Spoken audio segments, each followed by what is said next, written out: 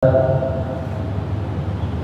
saya di Bogor, di IPB itu saja di Fakultas Kehutanan, S2-nya juga, S3-nya sempat hijrah ke Jepang ya, di Tokyo, dan itu penelitian S3-nya terkait bambu ya. Jadi oleh sebab itu kenapa bambu? Bambu ada di daerah tropis maupun subtropis, termasuk di Jepang di sana. Nah, apa kaitannya dengan kita sebagai umat Muslim? Kita bisa belajar sebenarnya membaca ayat-ayat Allah Subhanahu Wa Taala dari alam semesta, termasuk bambu ya. Kalau kita kenal kan tanaman seperti buah tin, zaitun dan sebagainya itu disebut di Al-Quran, tapi bambu tidak. Tapi kita bisa belajar di sana. Hewan-hewan juga ada al-baqarah itu sapi betina, semut, kanal misalnya dan sebagainya. Jadi kita bisa belajar dari alam ya. Oke, jadi karena presentasinya nggak kelihatan, saya lihat dulu di sini ada supaya bisa berinteraksi. Nanti lebih banyak kalau bisa kita diskusi. Ini tidak ada hasil penelitiannya bukan, tapi ini secara umum saja ya. Secara umum agar membuat adik-adik semua bisa, atau teman-teman semua bisa tertarik katakanlah memanfaatkan yang ada di sekitar kita, termasuk salah satunya adalah tanaman bambu. Nah, bambu itu kenapa kalau di Fakultas Kehutanan atau di Departemen Kehutanan itu masuk kategorinya hasil hutan bukan kayu, jadi masih dipinggirkan dia karena bukan kayu. Tetapi kita tahu bambu secara botanis dia adalah rumput raksasa. Jadi kalau familinya dulu Gramineae, sekarang berubah di botani namanya Poaceae. Jadi dia adalah golongan rumput-rumputan seperti padi ya. Padi itu apa namanya? Oryza sativa, atau jagung atau alang-alang. Bambu juga masuk di situ. Ya. Jadi kalau kita lihat struktur bambu sama struktur padi, struktur jagung itu mirip atau sama. Ya. Jadi dia punya akar, punya batang, punya daun, nanti juga dia berbunga. Ya. Oke. Nah, bisa dilanjutkan ke halaman kedua. Nah, kalau kita lihat seluruh bagian dari bambu itu ternyata bisa dimanfaatkan. Kalau kita yang ikut pramuka kenal kelapa ya, dari akar, batang, buah, daunnya bisa dimanfaatkan. Begitu pula bambu ya, dari akar, dari batang, dari daun, itu semua bisa dimanfaatkan ya. Jadi rizomnya itu di bawah tanah itu mengakar kuat ya. Jadi dia dalam sekali, akarnya memang akar serabut, dan kalau dia sudah mencengkeram di tanah itu akan sulit dibongkar ya. Jadi akan sangat sulit dibongkar. Jadi kalau mau jungkirkan bambu itu akan butuh alat bantu. Tidak bisa sebatang bambu dipotong bisa terjungkir, nggak, hanya batangnya saja, tapi akarnya akan kuat, dan itu berfungsi sebagai penjerap air seperti spon, busa. Jadi begitu ada hutan bambu biasanya banyak mata air di sekitarnya ya. Daunnya juga menyerap CO2 dengan fotosintesa. Jadi kalau ada di bawah naungan bambu itu ada gemerisik suara, kemudian rasanya akan ngantuk gitu. Karena kita menghisap oksigen luar biasa banyaknya. Jadi itu dari segi kesehatan kita ya. Tapi jangan di hutan bambunya, mungkin ada misalnya hewan-hewan lainnya dan sebagainya, serasahnya yang tebal dan sebagainya. Jadi dan biasanya tumbuh di sekitar pekarangan kita ya. Oke, jadi banyak sekali. Daunnya bisa untuk pupuk biasanya ya, untuk makanan ternak juga bisa, batangnya untuk segala kerajinan ya. Kalau kita tahu secara tradisional itu mulai dari kita mau memasak ya, alat kalau di Sunda tuh apa namanya, boboko ya misalnya. Untuk dandangnya itu pakai bambu, tampahnya pakai bambu misalnya. Kemudian juga peralatan-peralatan lainnya banyak sekali dibuat dari bambu. Itu untuk alat rumah tangga. Belum lagi kerajinan ya, furniturnya. Kemudian kalau di rumah di pedesaan masih ada yang atapnya bambu.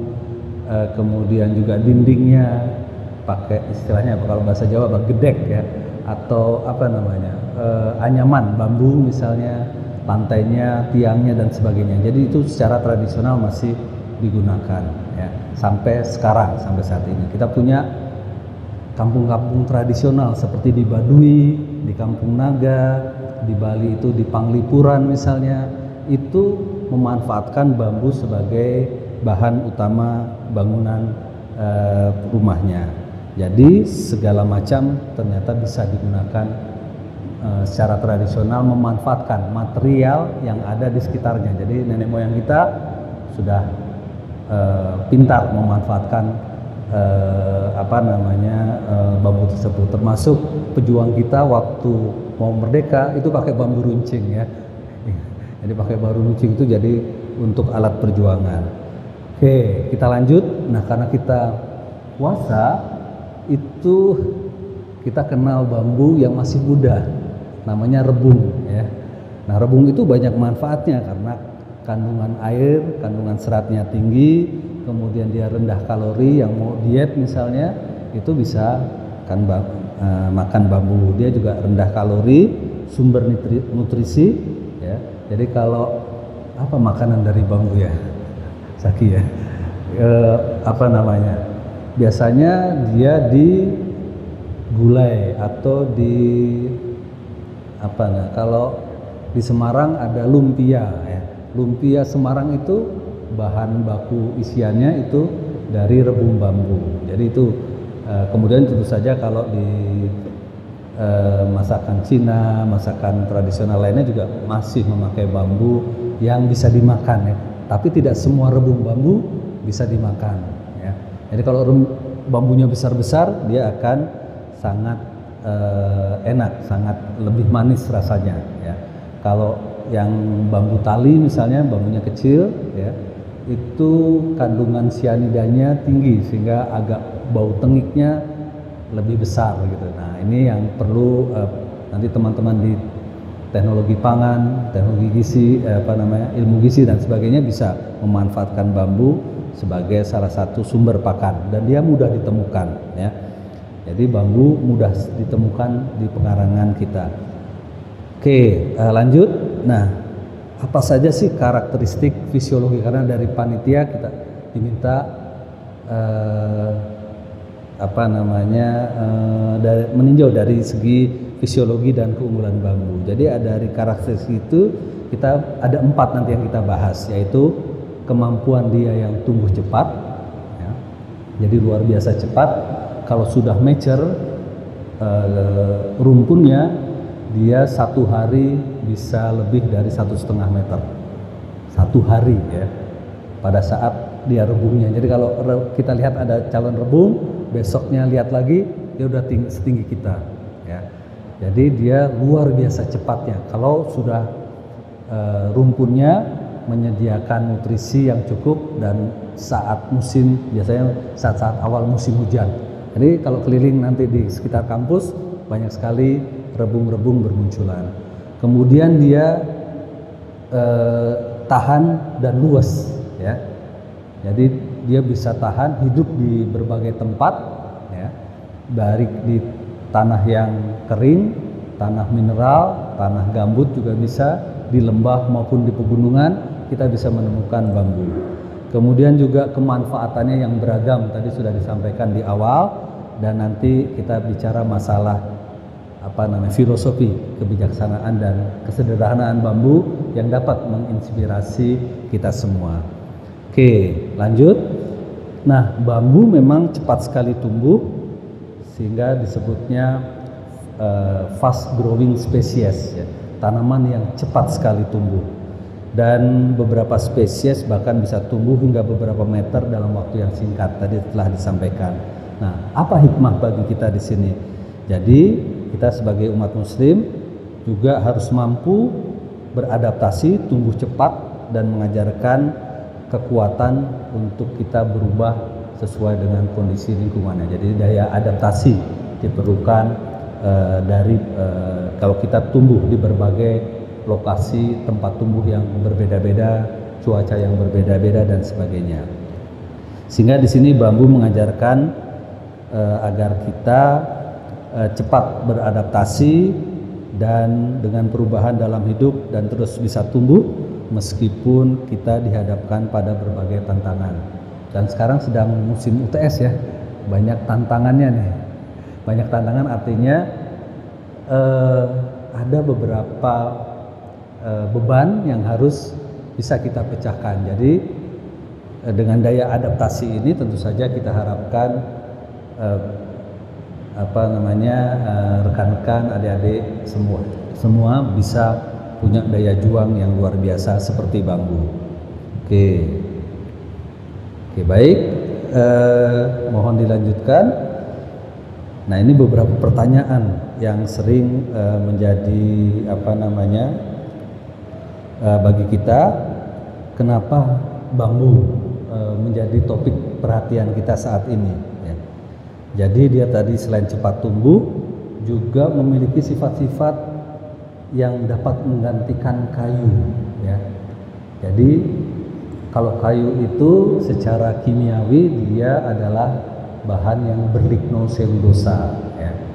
Jadi hasil dari fotosintesis itu adalah lignoselulosa, sama seperti kayu, bambu juga memiliki kandungan kimia yang sama, ada lignoselulosanya, hemiselulosanya misalnya, ada ligninnya, ada zat ekstraktifnya dan sebagainya. Jadi mirip dengan kayu, sehingga dia sebagai salah satu alternatif pengganti kayu ya. Kemudian dia membuat udara kita semakin bersih, menghirup CO2, polutan-polutan misalnya, zat-zat tersebut dihirup dan digantikan menjadi udara bersih seperti oksigen ya. Jadi ini ada salah satu di sini bahwa satu are dari bambu itu bisa menyerap 25 metrik ton dari CO2 per tahunnya. Jadi itu dari sebatang bambu.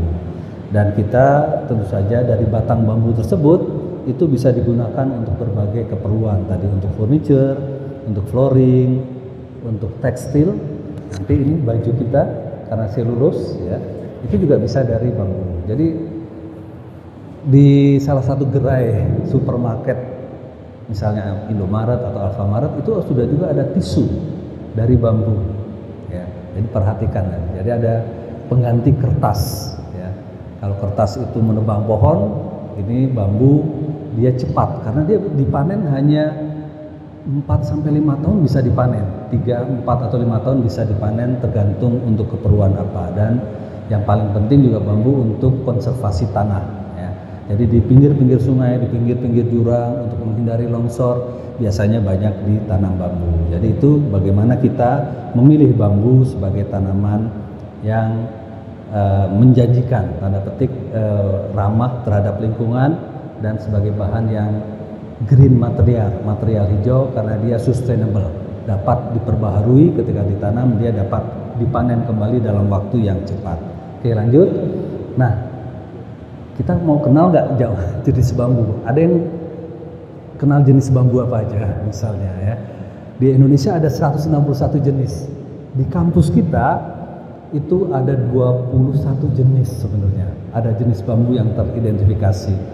Terutama kalau ada pintu 2, ada pintu 1, pintu utama, ada pintu 2 yang depannya ada tukang bubur, pintunya ditutup, ada rumah kayu, di situ ada kebun kat, ya di dekat rektorat itu ada pintu 2 di samping Telaga Inspirasi. Di sebelah kanannya itu ada bambu koleksi. Kita dapatnya dari teman-teman di Litbang dan Kebun Raya, ada 21 jenis di sana ya. Jadi kalau ingin eksplorasi jenis bambu bisa di sana, atau di Taman Hutan Kampus di arah Cangkurawok itu juga kita juga punya bambu. Nah ini banyak sekali kita kenal, ada bambu hitam, bambu kuning, bambu ampel, bambu duri, bambu betung, ya. Banyak sekali jenis bambu yang ada. Nah kalau ingin mengetahui lebih jauh lagi, jalan-jalan ke kebun raya bisa, ya. Dekat kantor pos atau segala macam itu, sampai Taman Sempur kalau tidak salah, di pinggirnya itu koleksi berbagai jenis bambu dari seluruh dunia. Jadi kita banyak sekali yang mungkin belum kita ketahui fungsi-fungsi atau manfaat-manfaat lain dari bambu tersebut. Oke, lanjut. Nah, kita lihat terkait ketahanan dan keluasannya, ya. Jadi bambu terkenal tahan luar biasa terhadap tekanan dan beban. Jadi memiliki, istilahnya kalau di ilmu mekanika, memiliki sifat mekanis yang baik, ya. Di beberapa negara bambu itu digunakan sebagai pengganti besi untuk tulangan beton, ya. Karena kenapa? Bambu memiliki tarik yang sangat tinggi. Coba kalau mau narik bambu, nggak akan putus bambunya, serat bambunya, ya. Sehingga kekuatan tariknya itu digunakan untuk sebagai tulangan beton. Tapi dia punya kelemahan, bambu mudah dibelah, ya. Jadi itu salah satu kelemahannya. Nah, alam menyediakan supaya dia tidak terbelah seluruhnya, bambu punya namanya buku di antara ruas-ruasnya. Jadi kalau kita lihat bambu, dia punya buku dan ruas, ya. Jadi kalau kita bikin rumah misalnya pakai beton, itu lihat nggak di dalamnya besi-besinya itu biasanya ada besi yang lurus, ya. Kemudian ada lingkaran-lingkaran, kotak-kotak. Nah itu kita belajar dari alam diimplementasikan, itu mirip bambu, ya. Jadi di bambu ada ruas-ruasnya, ada ininya. Dari kita belajar dari alam. Jadi dia akan bisa menerima beban tekan, beban tarik yang cukup baik, sehingga bisa diganti sebagai tadi alternatif pengganti alat-alat lainnya. Jadi ini hikmahnya adalah sifat ini mengajarkan kita tentang keuletan dan ketahanan dalam menghadapi tekanan hidup, ya. Jadi bambu itu mirip. Jadi kalau bambu itu mendapat beban, karena kalau bambu itu kita lihat dia makin tinggi, dia nahan angin yang besar, ya. Jadi kalau musim hujan dan segala macam, bambunya kan cuma segini ya, kecil ya, tapi dia mendukung tajuknya, daun-daunnya yang besar, itu masih kuat tuh nahan angin yang besar, ya. Karena bebannya bisa ditransformasikan menjadi disebar, ya, ke batang-batangnya tersebut, sehingga dia bisa menahan beban tersebut. Nah ini yang menarik, ya. Nah kalau kalian karena masih UTS mesti punya beban, ya. Kalau punya beban akan timbul stres, tegangan, ya. Jadi kalau makin banyak beban, makin tinggi stresnya, ya nggak? Sama ya. Jadi makin tinggi beban, makin besar stresnya. Nah, stres itu akan mengakibatkan tegangan. Istilah stres itu tegangan. Jadi kita akan tegang. Kalau tegang akan terjadi perubahan bentuk. Itu kita misalnya panas atau apa segala macam. Sehingga harus dirilis stresnya. Bagaimana merilisnya? Ya kita kalau belum belajar ya harus belajar. Kalau misalnya ada dengan teman kerja kelompok misalnya, atau misalnya ada beban hidup yang ini, kita bisa konsultasi dan sebagainya. Jadi harus dirilis stresnya, jangan dipendam sendiri, ya. Jadi itu yang kita belajar dari bambu. Oke, lanjut. Ini dalam bahasa Inggris, ini saya ambil beberapa hal. Jadi bambu secara alami dia varietasnya banyak, bentuknya biasanya bulat dan berongga. Tetapi ada bambu yang mirip rotan, nggak ada rongganya. Rongganya kecil sekali, ya. Jadi itu berarti tebal dindingnya luar biasa besar. Jadi mirip rotan. Dan biasanya misalnya bambu yang kecil-kecil tidak ada lubangnya, biasanya namanya apa? Ada nama jenisnya misalnya bambu cendani. Nah itu bisa untuk frame sepeda ya misalnya. Jadi kita bikin frame sepeda bambu dari untuk frame sepeda dari bambu. Nah ini beberapa bahan kimia, bahan-bahan kimianya itu bisa dimanfaatkan ya. Kita bisa gunakan untuk berbagai keperluan, apakah untuk energi. Jadi bambu itu juga bisa digunakan untuk energi ya, baik untuk dibentuk karkol itu apa, arang, atau dirubah fungsinya menjadi bioetanol misalnya ya.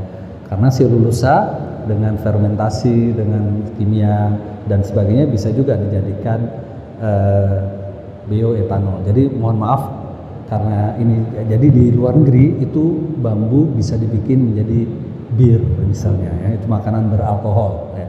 Karena biasanya untuk menghasilkan selulosa, tapi itu bukan di kita ya.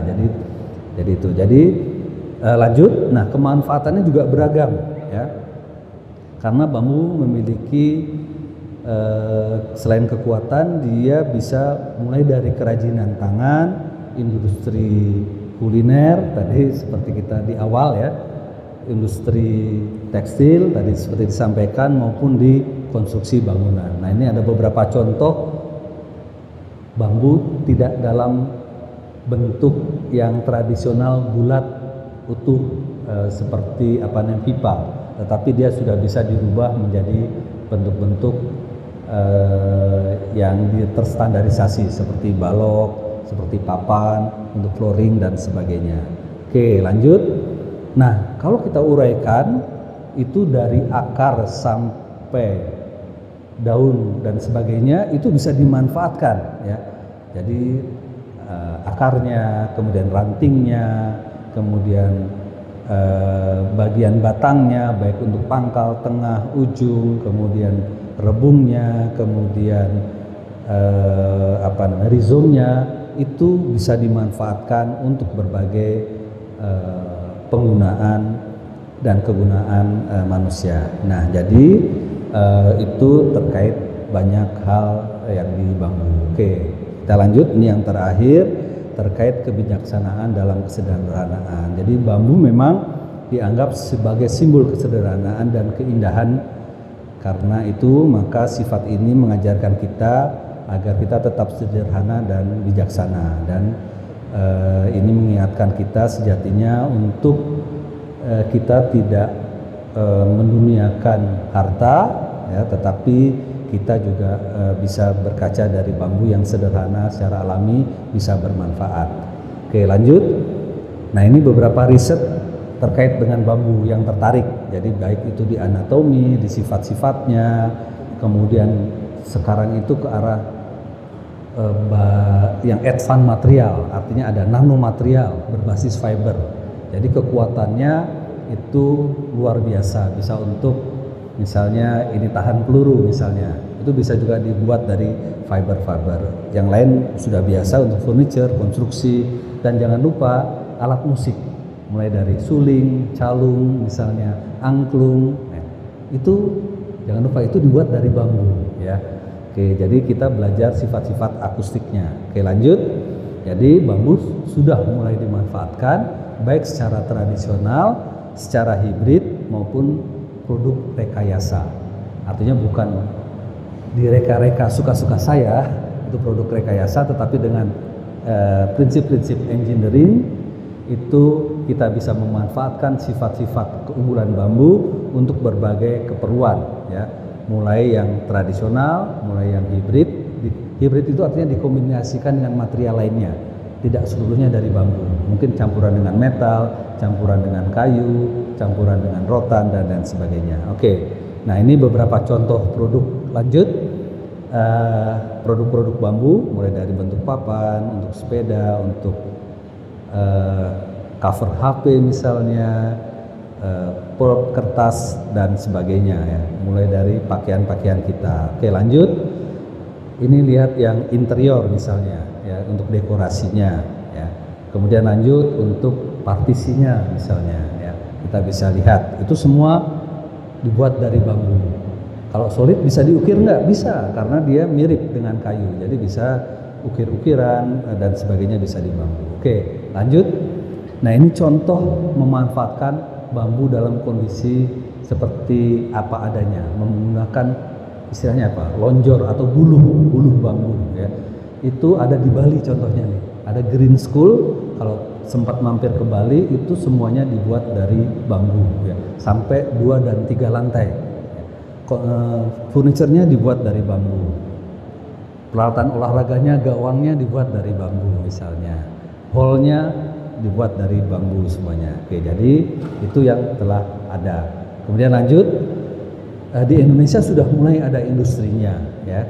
Jadi ada yang membuat produk rekayasa, kemudian di bambu logi itu bikin rumah kos 4 lantai, dibuat dari bambu yang dipres menjadi serat-serat bambunya dipres menjadi balok, namanya itu strand woven bambu atau biasanya disebutnya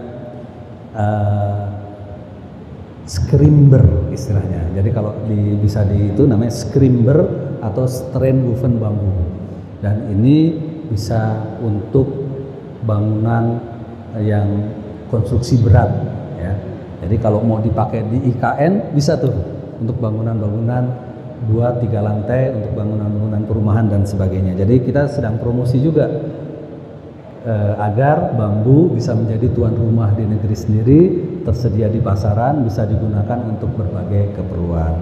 Mungkin itu nanti kita mohon kalau ada diskusi bagaimana kita memanfaatkan bambu. Jadi bambu tentu saja kalau kita lihat dia berumpun ya. Di Indonesia itu berumpun, jadi tidak ada bambu yang tunggal. Kalau tunggal dia nggak hidup, dia bersilaturahim satu sama lain dengan batang-batang lainnya, sehingga ukhuwah artinya persaudaraan, silaturahmi ini menjadi salah satu ciri dari bambu supaya dia tetap bertahan hidup. Jadi kita sebagai umat muslim juga tetap harus menjalin silaturahim. Dan tentu saja kalau kita kerjakan secara bersama-sama, lanjut terakhir kita akan bisa menjadi lebih baik. Demikian yang bisa saya sampaikan, mudah-mudahan ada diskusi, tidak hanya satu arah saja, dan bisa memprovokasi supaya kita bisa memperhatikan bambu. Apa-apa saja sih riset nanti kalau bisa untuk tugas akhir. Saya bersedia tidak harus menjadi pembimbing langsung, menjadi pembimbing konsultan, freelance juga tidak masalah. Jadi silakan menghubungi saya, ada alamatnya. Terima kasih atas perhatiannya. Billahi taufik wal hidayah. Wassalamualaikum warahmatullahi wabarakatuh.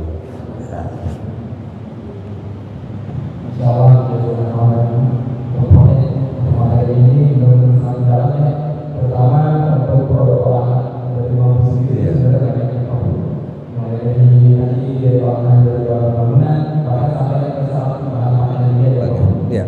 Jadi kalau bisa dibilang sih mungkin ini bisa sebagai pembuka sebagai bisnis baru ya, terutama untuk di pasaran-pasaran di depannya.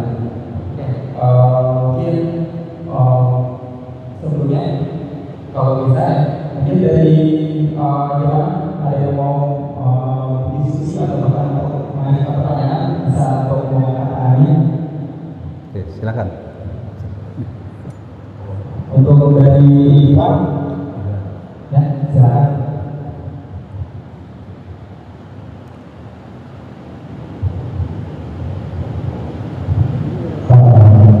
Assalamualaikum warahmatullahi wabarakatuh. Waalaikumsalam warahmatullahi wabarakatuh. Baik, sebelumnya di sini kepada Bapak dan teman-teman semua.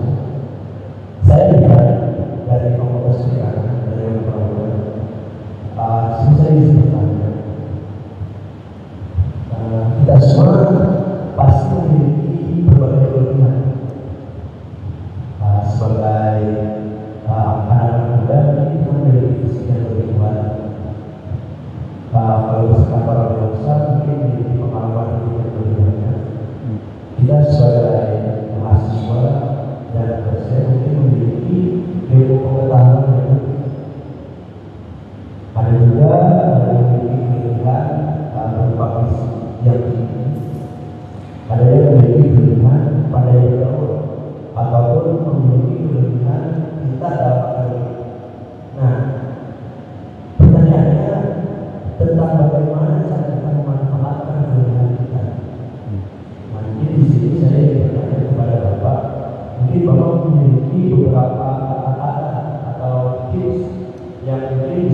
motivasi kita agar kita bisa memanfaatkan kepentingan kita.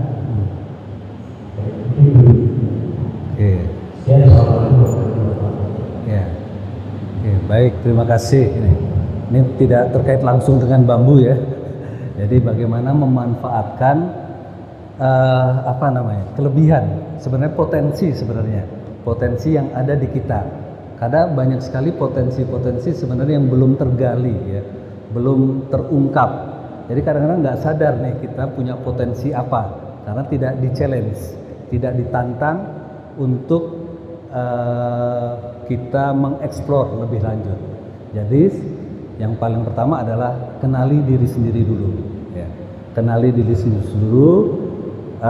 Kita punya passion di mana, perhatian di mana dan sebagainya. Jadi masing-masing individu itu semuanya berbeda. Dia punya karakteristik sendiri. Ya.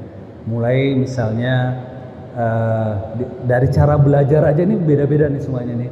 Ya. Kita lihat ya, cara belajar untuk menangkap sesuatu, baik itu pelajaran yang akademik maupun belajar hidup, belajar dari pengetahuan yang luas. Jadi ada yang perlu diendapkan dulu, perlu dikasih contoh dulu, ada yang bisa menyerap langsung, ada yang tentu saja perlu semacam kajian. Jadi dia membanding-bandingkan dulu, ya, di-compare. Kemudian dia akan mencari yang terbaiknya. Itu manusiawi sifatnya. Jadi kita akan mengenali diri kita secara perlahan. Dengan makin dewasa tentu saja akan tergali makin lama ya. Jadi misalnya ada yang senang dengan ilmu pasti, ada juga senang dengan ilmu alam, ada juga senang dengan kesenian, ada juga yang dengan olahraga misalnya. Masing-masing punya passionnya. Nah kita harus seimbang sebenarnya ya, harus seimbang antara tidak hanya di satu sisi.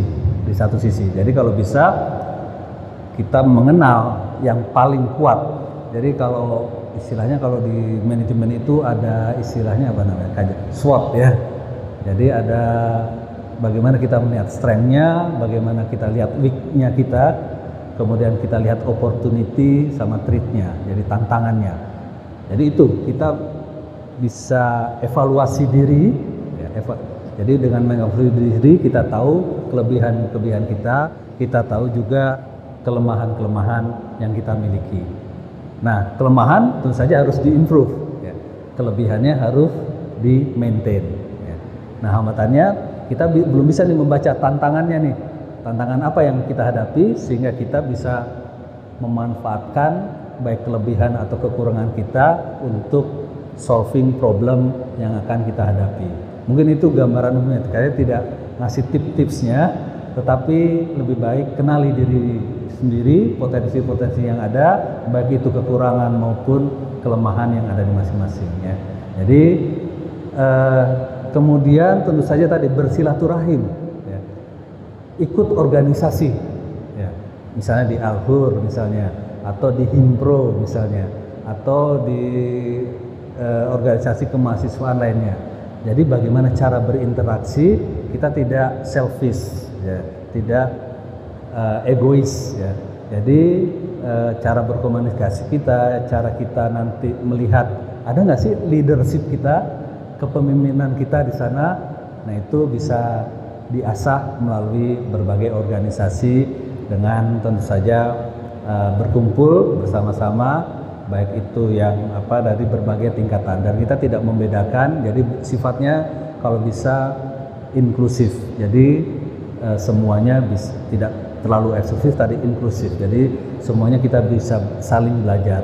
Jadi saya sendiri masih harus belajar juga terkait bambu juga. Ini misalnya masih banyak yang belum diketahui sebenarnya, masih banyak rahasia alam yang ada di sana yang perlu kita gali.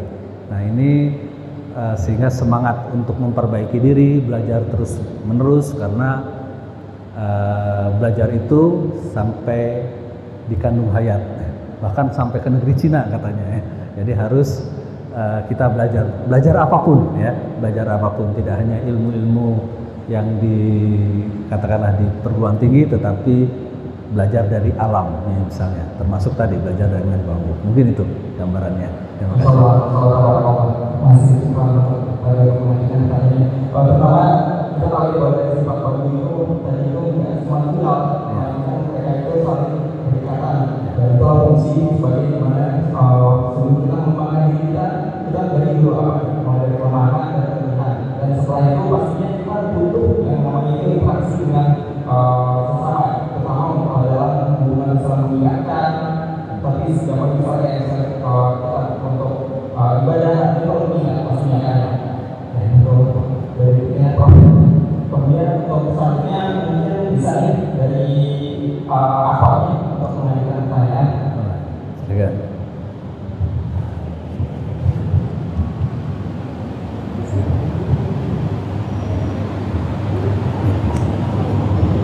Terima kasih atas pertanyaannya. Izin bertanya, dengan semua keunggulan bambu yang telah kita saksikan tadi, terutama di bagian yang terbentuk dengan cepat, tapi kenapa ya harga kayak kertas atau tisu yang terbuat dari bambu itu harganya lebih mahal dan kurang masif dibuat diproduksi? Ya. Oke, baik. Jadi masih maunya lebih murah nih. Sebenarnya kan makin mahal makin bagus, nilai tambahnya makin tinggi sebenarnya. Jadi untuk yang nanam bambu itu lebih untung. Nah, bambu memang beda dengan apa namanya, yang untuk kertas contohnya itu di kita masih diimpor sebenarnya dari Cina. Ya. Nah, Cina kan kalau kita kenal dia negara tirai bambu, sehingga bambunya memang banyak sekali di sana. Dan itu dibuat salah satunya menjadi kertas dan kita mengimpornya sampai ke pasar-pasar tradisional, supermarket yang ada di sekitar kita misalnya. Kenapa harganya masih mahal? Memang secara teknologi ya, untuk membuat kertas, baik itu bisa secara untuk pulpingnya dan sebagainya, dia butuh zat kimia tertentu ya. Apakah baik dengan chemical atau mechanical, itu tidak seperti kayu pada umumnya ya, jadi memang dia masih lebih ini. Tetapi kalau sedang dikembangkan di Brasil itu ada hutan tanaman bambu, sehingga nanti dibabat habis, kemudian dia akan terubus kembali dengan cepat dan itu bisa menjadi lebih murah. Tapi kita tidak mengharapkan dia murah sekali gitu, karena ya kita kalau bisa memakai tisu yang tidak boros lah, katakanlah demikian ya, karena kita bisa menghemat sebenarnya dengan memakai, makanya dibuat lembaran-lembaran tipis tuh, tidak yang besar-besar. Kapas pun kalau bisa jangan terlalu. Ini kalau yang misalnya apa namanya, yang teman-teman perempuan di sini, afat di sini, itu kan kadang-kadang pakai kapas, pakai tisu, ini banyak ini. Nah itu kita anjurkan supaya lebih dihemat ya, karena baik ke lingkungan, tetapi tidak ada masalah sebenarnya ketika dipakai, dia degradable ya, dia bisa hancur, terurai, tidak seperti plastik sebenarnya. Jadi dia sebenarnya bahan yang ramah lingkungan. Tadi ada disclaimer ya, bambu di luar negeri di daerah subtropis itu tidak berumpun, jadi dia hidupnya satu, rizomnya panjang sekali, satu, jadi dia lebih individualis dibandingkan yang di Indonesia yang berumpun atau simpodial. Jadi kita yang ukhuwah Islamiyah, kalau di luar negeri memang lebih individualis di sana. Jadi bambunya satu-satu hidupnya. Dia disebutnya invasive spesies ya. Jadi kalau ada rumah kita dekat bambu, nanti lewat bawah tanah dia numbuh ke dalam rumah kita, bisa kejadian kayak gitu ya. Tapi tidak yang di Indonesia. Ya itu tambahan sedikit supaya nanti ketika melihat film-film misalnya atau media lainnya, kok bambu di luar negeri tumbuhnya satu-satu ya, simpodial, apa namanya, monopodial ya, dia monopodial, jadi satu-satu karena akar rizomnya jauh-jauh dia. Kalau di kita lebih dekat dengan induknya, jadi lebih diayomi oleh induknya, tidak seperti yang di luar negeri, karena beda jenisnya ya. Oke, mungkin itu mudah-mudahan menjawab ya. Jadi terkait harga itu terkait faktor ekonomi sebenarnya. Jadi bisa saja kalau kita punya produk yang lebih kompetitif, bisa lebih murah, misalnya katakanlah tidak murni bambu, bisa dicampur dengan serat lainnya, ya, serat dari limbah lignoselulosik lainnya, ya, tetapi tidak terlalu putih, tapi itu tetap berfungsi sebagai tisu, tidak ada masalah, jauh lebih murah dibandingkan kalau kita tadi dari skala ekonomi ingin buat produk yang lebih kompetitif, ya. Oke, demikian ya. Mudah-mudahan menjawab.